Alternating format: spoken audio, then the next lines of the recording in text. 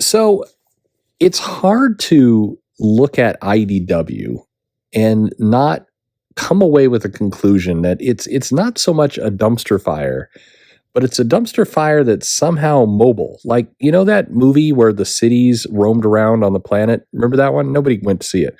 But imagine one of those cities, except the city is on fire and made of crap. Let's talk about what IDW has going on.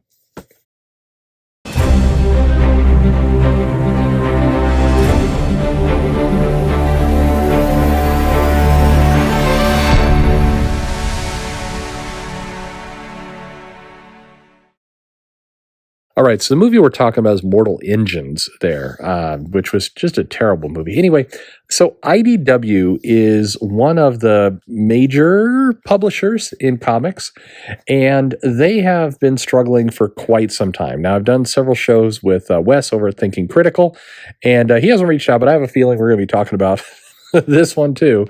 But IDW has been on this kind of interesting precipice of going out of business.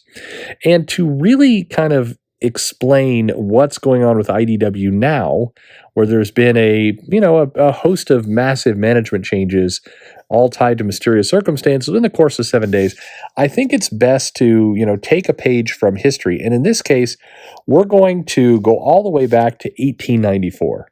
Now, I want to tell you the story because it helps clear up so many things. So in 1894, there was, people were settling the West, and cities were trying to kind of figure out how to make their mark. So railway agent William Crush had this amazing idea for how he'd do a big publicity stunt to, basically bring a lot of attention to the railway and to the town. So what his big idea was that he'd basically get two trains and he'd run them simultaneously at each other and then crash them going at full speed in front of a big audience.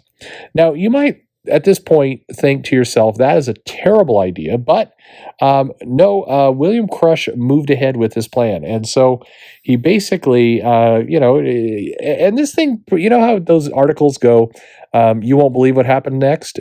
This one, you probably would believe what happened next. And that is that certainly he got these two trains and they both, they set up stands in this little Texas town, September 15th.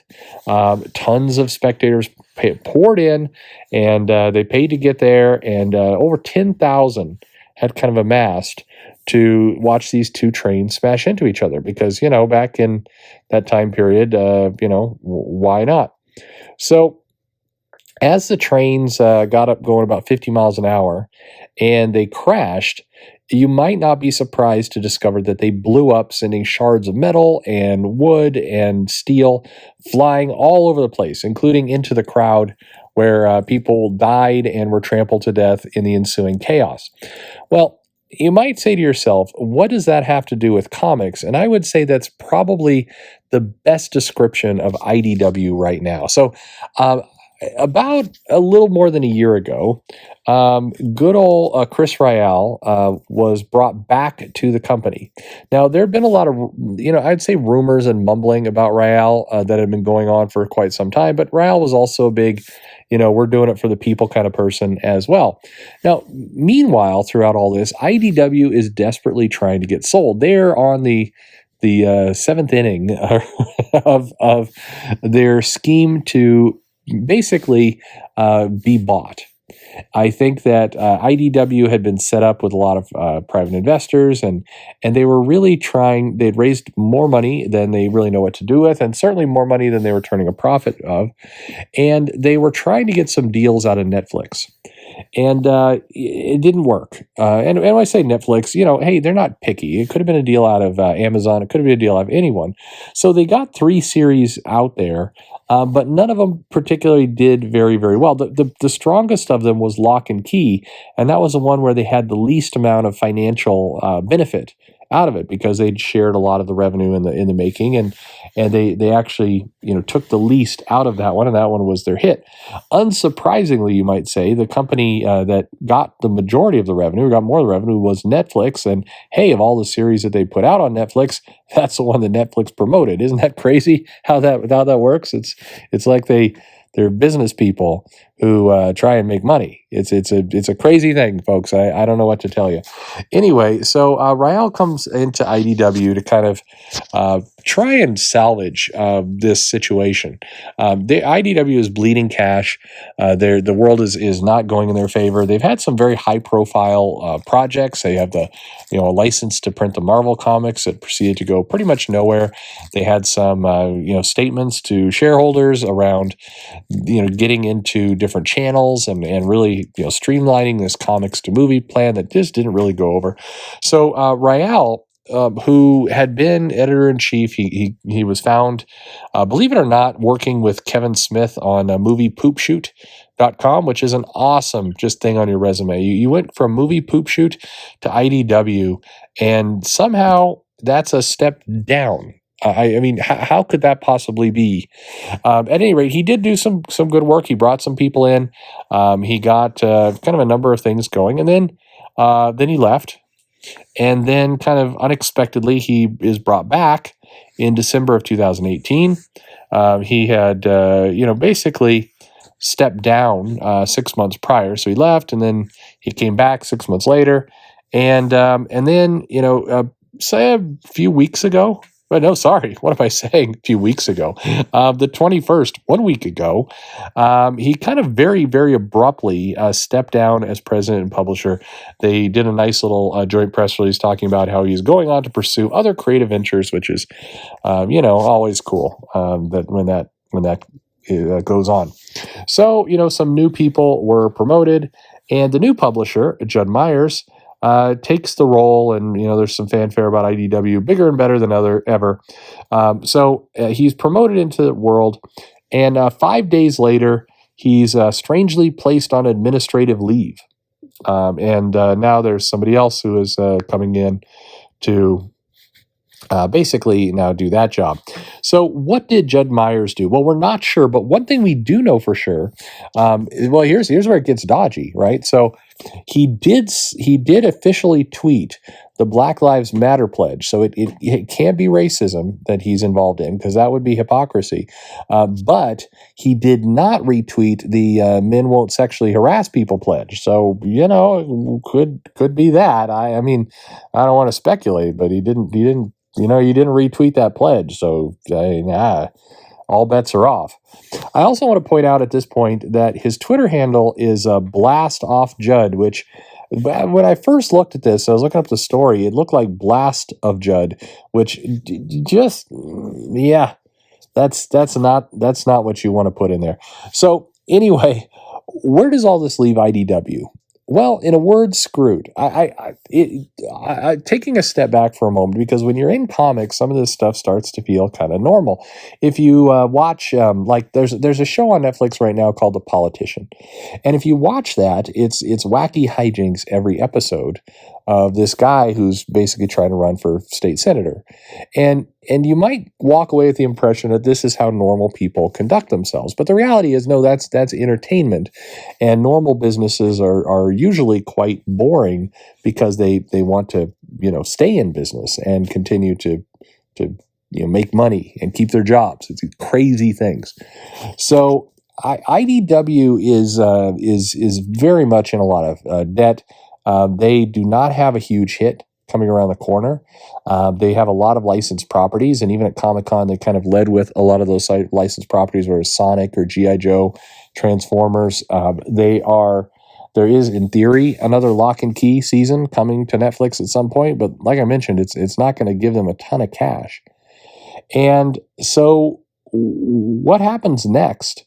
Well, to be realistic, if you've worked in the VC game or the investment game, IDW needs basically some angel to come in who doesn't care about losing like $100 million and just dump some money into the company and then just say goodbye to it. So it's like maybe if they went and hit up Jeff Bezos, but first they gave him a ton of roofies. That's really what IDW needs now at this point. For comics, this is bad news, and I joke, but it and you might say, oh, this is kind of it's hard to joke around with this kind of stuff when a publisher is leaving, and you're right. We don't need publishers disappearing. We need more of them, and I mean, right now we're sitting here with a bunch of people are still PO'd at Vault for missing some payments, and Dynamite had the crazy cover and the super chat fiasco going on over there, and old DC, they left Diamond, so they're what was this sociopaths, I think is what the head of Mile High Comics called them, and now you got IDW on the ropes. I mean, you got to imagine that somewhere in the office of Boom, like there's a guy who's just got the biggest erection in his life right now, thinking he is probably sitting on the number 4 comic company in comics right now, which is just, these things and this situation, I think this tipped over for me, where it's just so sad at this point. It's just, it's not, these are some honest mistakes anymore. It's like, this is a clown show. And as much as comics are really fixated on, like, is Jay Lee doing variant covers for weird people? Or does Jeff Loeb not respect C.B. Cebulski and his people?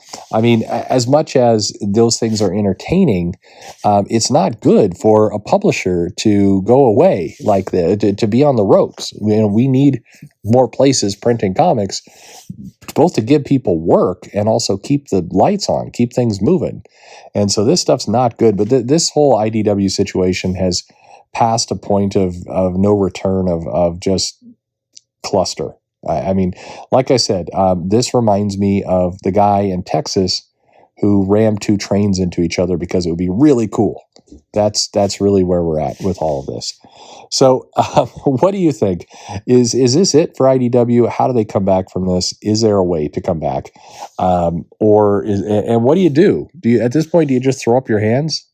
Like it's, I think, in life, people make mistakes, and then you forgive, and then they make some more mistakes. You're like, well, you're kind of dumb here, but we'll try and turn the other cheek, do the best. And then more mistakes. You're like, dude, you're pissing me off. And then they make like 50 million more mistakes, and it's like, okay, now this is just a comedy at this point, and that's really where it feels like it's gotten to with IDW. I would love to see it pull out and something, but like, this is a crap show. There's just no better way to put it. What do you think?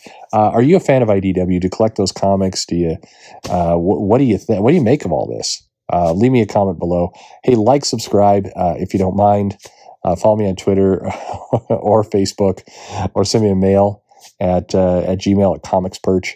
And I mean, I don't mean to make fun, but at this point, it's like, what are you going to do? It's either this or like just drink hard. If you're one of the very few people that have a staff job at IDW, do you just look at this and you're like, this is like the Blues are running a comic company? What in the hell?